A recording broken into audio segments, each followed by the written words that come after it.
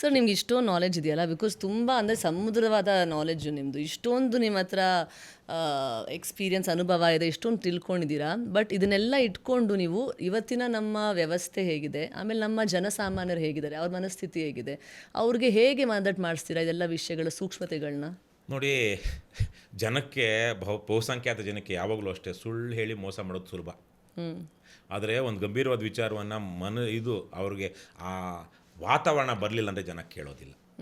So ಹಾಗಾಗಿ ನಾವು ಇವತ್ತು ಹೇಳುವಂಥದ್ದು ಬಹುತೇಕ ಜನರಿಗೆ ಅದು ಅಗತ್ಯ ಇಲ್ಲ ಅಂತಲ್ಲ, ಅನಿವಾರ್ಯವಾಗಿಲ್ಲ ಕೇಳೋದಕ್ಕೆ, ಅರ್ಥ ಆಗೋದಿಲ್ಲ ಅಂತಲ್ಲ, ಆ ಥರ ದಡ್ರು ಅಲ್ಲ ನಮ್ಮ ಜನ.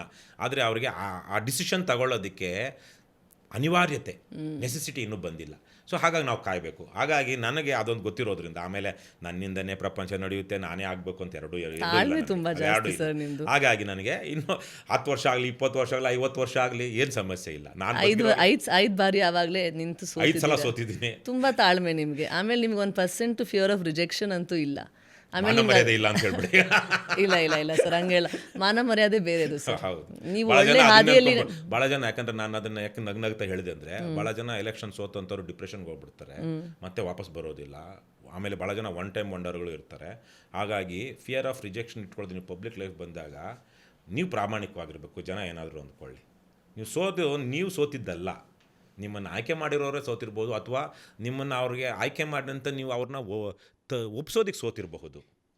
ಹಾಗಂತೇಳಿ ಅದು ನಿಮ್ಮ ಸೋಲು, ನಿಮ್ಮ ವ್ಯಕ್ತಿತ್ವದ ಸೋಲಲ್ಲ. ಹಾಗಾಗಿನೇ ನೀವು ಮಾನ ಹೋಯ್ತು, ಮರ್ಯಾದೆ ಹೋಯ್ತು ಅಂತ ಭಾವಿಸಬೇಡಿ. ಸರ್, ದುಡ್ಡಿಲ್ಲದೆ, ಅಧಿಕಾರ ಇಲ್ಲದೆ ನೀವು ಏನು ಪಾರ್ಟಿ ಮುಖಾಂತರ ಏನು ಬದಲಾವಣೆ ತರಬೇಕು ಅಂತ ನಿಮ್ಮ ಮನಸ್ಸಲ್ಲಿದೆ, ಅದು ಮಾಡೋಕ್ಕೆ ಸಾಧ್ಯನಾ? ದುಡ್ಡಿಲ್ಲದೆ ಮಾಡಬೇಕು ಅಂತಿಲ್ಲ, ದುಡ್ಡು ಬೇಕು. ಆದರೆ ಎಲ್ಲಿಂದ ಬರಬೇಕು? ಜನರಿಂದ ಬರಬೇಕು. ಈ ನಮ್ಮ ಪಕ್ಷ ಆಗಲಿ, ನಮ್ಮಿಂದ ಆಯ್ಕೆಯಾದವರಾಗಲಿ, ಅವ್ರಿಗೆ ಜನರ ಹತೋಟಿಯಲ್ಲಿ ಅವರೊಂದು ಇಂಡೈರೆಕ್ಟ್ ಆಗಾದರೂ ಇರಬೇಕು. ಅವರು ದಾರಿ ತಪ್ಪಬಾರ್ದು ಅನ್ನೋ ಕಾರಣಕ್ಕಾಗಿ ನಾವು ಈಗ ಮಾಡ್ತಾ ಇರುವಂಥದ್ದು. ನಮ್ಮಲ್ಲೂ ಒಂದಷ್ಟು ಜನ ದುಡ್ಡು, ನಾನು ಯಾವುದೋ ಒಂದು ಎಲೆಕ್ಷನ್ಗೆ ಏನೋ ಮಾಡಿ ದುಡ್ಡು ಖರ್ಚು ಮಾಡುವಂಥ ಸ್ಥಿತಿ ಒಂದು ರೀತಿಲಿ ನಾನು ತಂದ್ಕೊಳ್ಬೋದು. ಮಾಡೋದಿಲ್ಲ, ನಾವು ಅದನ್ನು ಮಾಡೋದಿಲ್ಲ ಅಷ್ಟೇ, ಪೀರಿಯಡ್. ಆದರೆ ಜನ ಬೆಂಬಲಿಸುವಂಥದ್ದು ಹಿಂದೆ ಆಗಿದೆ. ಒಂದು ಉದಾಹರಣೆ ಇದಾಗಿರೋದ್ರಿಂದ ಒಂದು ವಿಚಾರ ಹೇಳ್ತೀನಿ ನಿಮಗೆ. ಭಾಳ ಜನಕ್ಕೆ ಹಲವಾರು ಸಂದರ್ಭಗಳಲ್ಲಿ ಹೇಳಿದ್ದೀನಿ, ಅದೇ ಭಾಳ ಸಂದರ್ಭಗಳಲ್ಲಿ ಹೇಳಿಲ್ಲ, ಕೆಲವು ಸಂದರ್ಭಗಳಲ್ಲಿ. ಮಾದೇಗೌಡ ಅಂತ ನಿಮ್ಗೆ ಗೊತ್ತಿರ್ಬೋದು, ಜಿ ಮಾದೇಗೌಡರು ಮದ್ದೂರು MLA ಆಗಿದ್ದರು, MP ಆಗಿದ್ದರು, ಒಂದಷ್ಟು ದಿವಸ ಮಿನಿಸ್ಟ್ರು ಆಗಿದ್ದರು. ಅವರು ಮದ್ದೂರಿನ ಮಾಜಿ MLA ತಮ್ಮಣ್ಣಗೌಡರ ವಿರುದ್ಧ ಮತ್ತು ಕುಮಾರಸ್ವಾಮಿಯವ್ರ ವಿರುದ್ಧ ಯಾವುದೋ ಒಂದು ಸಂದರ್ಭದಲ್ಲಿ ಹೋರಾಟ ಮಾಡಿದರು. ಲೋಕಾಯುಕ್ತಕ್ಕೆ, ಕೋರ್ಟ್ಗೆಲ್ಲ ಹೋಗಿದ್ರು. ಆ ವಿಚಾರವಾಗಿ ಅವ್ರಿಗೆ ವಯಸ್ಸಾದಾಗ 90-92 ಆದಾಗ ಇನ್ನೇನು ಅವ್ರಿಗೆ ಹೋರಾಟ ಮುಂದುವರ್ಸೋದಕ್ಕೆ ಆಗೋದಿಲ್ಲ ಅಂದಾಗ, ಅದರಲ್ಲೇನೋ ಸ್ವಲ್ಪ ಲ್ಯಾಂಡ್ ಇಶ್ಯೂ, ವಿಶೇಷವಾಗಿ ದಲಿತರ ಭೂಮಿ ಕಬಳಿಕೆ ಮಾಡಿರುವಂಥದ್ದೆಲ್ಲ ಇದ್ದಿದ್ದರಿಂದ SR ಹಿರೇಮಠರು ಹೋಗಿ ಅವರ ಹೋರಾಟವನ್ನು ನಾವು ಮುಂದುವರಿಸಬಹುದಾ ಅಂತ ಅವ್ರನ್ನ ಭೇಟಿ ಮಾಡೋದಕ್ಕೆ ಹೋದರು. ಅದಕ್ಕೆ ಮೊದಲು ನಾನು ಒಂದು ಸಲ ಮಾದೇಗೌಡರು ಭೇಟಿ ಮಾಡಿದ್ದೆ. ಹಾಗಾಗಿ ನಾನು ಗೊತ್ತಿದ್ದರಿಂದ ನನ್ನನ್ನು ಕರ್ಕೊಂಡು ಹೋದರು ಯಾರು, ಹಿರೇಮಠರು. ಸೊ ಆಗ 1-2-3 ಮೀಟಿಂಗ್ ಆ ಥರಕ್ಕಾಯ್ತು. ಒಂದು ಮೀಟಿಂಗಲ್ಲಿ ಏನೋ ವಿಚಾರ ಬಂದು ನಾನೇ ಕೇಳಿದೆ, ಈ ಮನೆ ಯಾವಾಗ ಕಟ್ಟಿಸಿದ್ದು ಸಾರ್ ಅಂತ. ಆವಾಗ US 91-92 ಆಗಿತ್ತು ಅನಿಸುತ್ತೆ ಆ ಟೈಮ್ಗೆ. ಸ್ವಲ್ಪ ಹಳೆ ಮೆಮ್ರಿಲಿ ಹೇಳಿದ್ರು. ಇದು ನಾನು ಮೊದಲು ಸಲ ಎಲೆಕ್ಷನ್ ನಿಂತಾಗ ಮದ್ದೂರಿಂದ ಎಲ್ಲ ಜನ ಸೇರಿ 15,000 ರೂಪಾಯಿ ಕಲೆಕ್ಟ್ ಮಾಡಿದ್ರು ಎಲೆಕ್ಷನ್ ಖರ್ಚಿಗೆ ಅಂತ. ಅವ್ರು 1960ಸಲ್ಲಿ ಹೇಳ್ತಾ ಇರೋದು. ಆವತ್ತಾದಾಗ 12,000 ರೂಪಾಯಿ ಖರ್ಚಾಯಿತು ಎಲೆಕ್ಷನ್ಗೆ, ಗೆದ್ದೆ. ಇನ್ನೂ 3,000 ಉಳೀತು. ಈ 3,000 ಏನು ಮಾಡಬೇಕಪ್ಪ, ವಾಪಸ್ ಮಾಡಿಬಿಡೋದ, ಯಾರಿಗೆ ಮಾಡೋದು ಏನು ಅಂತ ಮಾತಾಡಿದಾಗ ನಮ್ಮ ಜನ ಹೇಳಿದ್ರು, ಗೌಡ್ರೆ ನಿಮಗೆ ಮಂಡ್ಯದಲ್ಲಿ ಉಳ್ಕೊಳ್ಳೋಕ್ಕೆ ಜಾಗ ಇಲ್ಲ, ಮನೆ ಇಲ್ಲ, ಹಾಗಾಗಿ ಈ ದುಡ್ಡನ್ನು ತಗೊಂಡೋಗಿ ಒಂದು ಸೈಟ್ ತೊಗೊಂಡು ಮನೆ ಕಟ್ಕೊಳ್ಳಿ ಅಂದರು.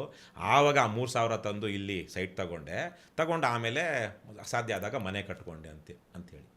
ಸೊ ಈ ಥರಕ್ಕೆ ಜನ, ಅದಕ್ಕೇ ಮಾದೇಗೌಡರಂಥವ್ರು ಬಹುತೇಕವಾಗಿ ಕೊನೆ ತನಕ ನಾವು ಭ್ರಷ್ಟರಾಗಲಿಲ್ಲ. ಅವರು ಬೇರೆ ಬೇರೆ ಪಕ್ಷ ಹೋದರು, ಏನೇನೋ ಮಾಡಿದ್ರು ಕೆಲವೊಂದು ಸಲಕ್ಕೆ. ಆದರೆ ನೀರಾವರಿ ಬಗ್ಗೆ, ಕಾವೇರಿ ಇದ್ರ ಬಗ್ಗೆ, ಮಂಡ್ಯದ ಬಗ್ಗೆ ಅವ್ರಿಗಿದ್ದ ಬದ್ಧತೆಯನ್ನು ಯಾರೂ ಪ್ರಶ್ನೆ ಮಾಡೋದಿಲ್ಲ. ಮತ್ತು ಅವರೂ ಅಷ್ಟೇ ಸಣ್ಣ ಪುಟ್ಟದಾಗ ರಾಜಿ ಮಾಡ್ಕೊಂಡಿರ್ಬೋದು, ಆದರೆ ಭ್ರಷ್ಟ ಅಂತ ಯಾವತ್ತೂ ಅನಿಸ್ಕೊಳ್ಳಿಲ್ಲ. ಯಾಕಂದರೆ ಅವ್ರಿಗೆ ಗೊತ್ತಿತ್ತು, ನಾನು ಇವತ್ತು ಏನಾಗಿದ್ದೀನಿ ಅದು ಯಾರಿಂದ, ಜನ ನನ್ನನ್ನು ಗೆಲ್ಲಿಸಿದ್ದು. ನಾನು ಮನೆಯಿಂದ ದುಡ್ಡು ತಂದು ಅಥವಾ ನನ್ನ ದಬ್ಬಾಳಿಕೆ ತೋರಿಸಿ ಅಥವಾ ನಾನೇನೋ ಭಾಳ ದೊಡ್ಡ ಮನುಷ್ಯ ಅಂತ ಜನ ಓಟ್ ಹಾಕಲಿಲ್ಲ. ಅವರವರನ್ನೇ ಯೋಚನೆ ಮಾಡಿ ಇವ್ನು ಒಳ್ಳೆಯವರು, ಇವ್ರು ನಾವು ಗೆಲ್ಲಿಸ್ಬೇಕು ಅಂತೇಳಿ ಅವ್ರು ಖರ್ಚು ಮಾಡಿ ಗೆಲ್ಲಿಸಿರೋದು. ನನ್ನ ಲಾಯಲ್ಟಿ ಜನಹಿತದಲ್ಲಿದೆ ಅಂತ. ಸೊ ಇವತ್ತು ಎಲ್ಲಿದೆ ಅದು? ಸೊ ಹಾಗಾಗಿ ಆ ಥರದ ಒಂದು ವ್ಯವಸ್ಥೆ ಬರಬೇಕಲ್ವಾ.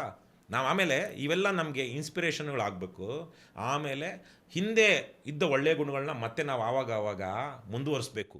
ಒಂದು ಕಾಲದಲ್ಲಿ ಹೋಗ್ಬಿಡುತ್ತೆ, ಕಳೆದೋಗುತ್ತೆ. ಆದರೆ ಈಗ ನೋಡಿ, ನಮ್ಮ 2-3 ತಲೆಮಾರಿನ ಹಿಂದಿನ ಯಾವುದೋ ಒಂದು ಜೀನು ಈಗಿನ ನಮ್ಮ ಮುಂದಿನ ಮಕ್ಕಳಲ್ಲಿ, ನಮ್ಮ ತಾತನಿಗಿರೋ ಅಂಥ ಟ್ರೈಟ್ಸು ನಮ್ಮ ಮಕ್ಕಳಲ್ಲಿ ಬರುತ್ತೆ. ಹೌದು. ನಮ್ಮನ್ನು ಮಿಸ್ ಆಗಿಬಿಟ್ಟಿರುತ್ತೆ. ಅದು ನಮಗೆ ನಮ್ಮ ಅಪ್ಪನಿಗೆ ಮಿಸ್ ಆಗಿರುತ್ತೆ, ನಮ್ಮ ತಾತಂದು ನಮ್ಮ ಮಕ್ಳಿಗೆ ಬರುತ್ತೆ. ಇದು ಏನು ನೀವು ಎವಲ್ಯೂಷನಲ್ಲಿ ನೋಡಿದಾಗ, ಜೀನ್ಸ್ ಇದ್ರಲ್ಲಿ ನೋಡಿದಾಗ ಹೀಗಾಗುತ್ತೆ. ಯಾವುದೋ ಒಂದು ಟ್ರೈಟ್ಸು, ಅವ್ನು ಎತ್ತರ ಬೆಳೆಯೋದಕ್ಕೆ ನಮ್ಮ ಅಪ್ಪ ಎತ್ತರ ಇಲ್ಲ, ನಮ್ಮ ತಾತ ಎತ್ತರ ಇದ್ರೆ ನನ್ನ ಮಗ ಎತ್ತರ ಆದ, ಸರಿ ಹೀಗೆ. ಹಾಗೆಯೇ ಹಿಂದೆ ನಮ್ಮ ಈಗ ಮಾದೇಗೌಡರು ಅಂತವರು, ಶಾಂತವೇರಿ ಗೋಪಾಲ್ ಗೌಡ್ರು ಅಂತವರು, ಈ ಥರ ಅನೇಕ ಏನೇನು ಜನ, ಶಂಕರೇಗೌಡರು ಅಂತ ನಿತ್ಯ ಸಚಿವ ಅಂತ ಇದ್ರು ಅವ್ರಿಗೆ. ಇವತ್ತು ಸರ್ ಎಷ್ಟೊಂದು ಹೆಸರುಗಳು ತೊಗೊಂಡಿದ್ದೀರಾ ನೀವು. ಬಟ್ ಇವತ್ತು ಹುಡುಕಾಡಿದ್ರೆ ಯಾರನ್ನ ನಾವು ಆದರ್ಶ ಮಾಡ್ಕೊಳ್ಳೋದು ಅಂತ ನಿಜವಾಗ್ಲೂ ಇವತ್ತು ಸ್ಕ್ರಾಚ್ ಇವತ್ತಿನ ಕೆರಿಯರ್ ಪೊಲಿಟಿಷಿಯನ್ಸ್ ಅಂತ ಏನಿದ್ದಾರೆ, ಅವರಲ್ಲಿ ಯಾರು ಒಬ್ಬರನ್ನು ಮಾಡಬಾರ್ದು, ಒಬ್ಬರು ಆದರ್ಶವಾಗಿ ತಗೊಳ್ಬಾರ್ದು.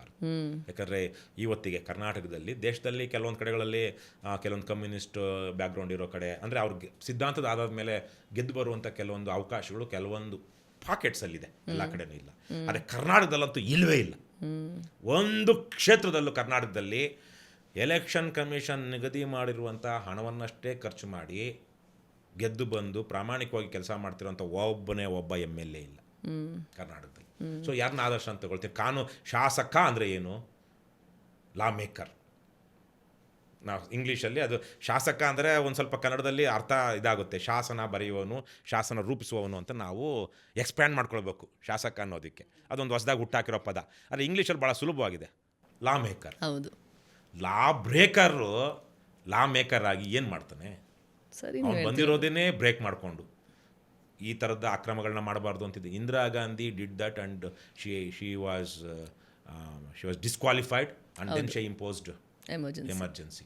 ಇಂದಿರಾ ಗಾಂಧಿ ನೇರವಾಗಿ ಮಾಡದೇ ಇರ್ಬೋದು, ಆದರೆ ಅವ್ರ ಕಡೆಯವರು ಲಂಚ ಕೊಟ್ಟು ಆಮಿಷ ಒಡ್ಡಿ 1970ನಲ್ಲಿ ಯಾವ ಇದರಲ್ಲಿ ಅದು ರಾಯ್ಬರೇಲಿನಲ್ಲಿ ಗೆದ್ದರು ಅಂತ ಸಾಬೀತಾಗಿ 1975 ಅಲಹಾಬಾದ್ ಹೈಕೋರ್ಟ್ ತೀರ್ಪು ಕೊಡುತ್ತೆ. 1971 ಎಲೆಕ್ಷನ್, ಸೊ 72 ಎಲೆಕ್ಷನ್, ಅದಾದ 3 ವರ್ಷಕ್ಕೆ 4 ವರ್ಷಕ್ಕೆ. ಸೊ ಹಾಗಾಗಿ ಇದು ಈ ಥರಕ್ಕೆ ಲಾ ಬ್ರೇಕ್ ಮಾಡಿದಂಥವ್ರು ನಿಮಗೆ ಲಾನ ಪ್ರೊಟೆಕ್ಟ್ ಮಾಡುವಂಥ ದರದಾದ್ರೂ ಏನಿರುತ್ತೆ?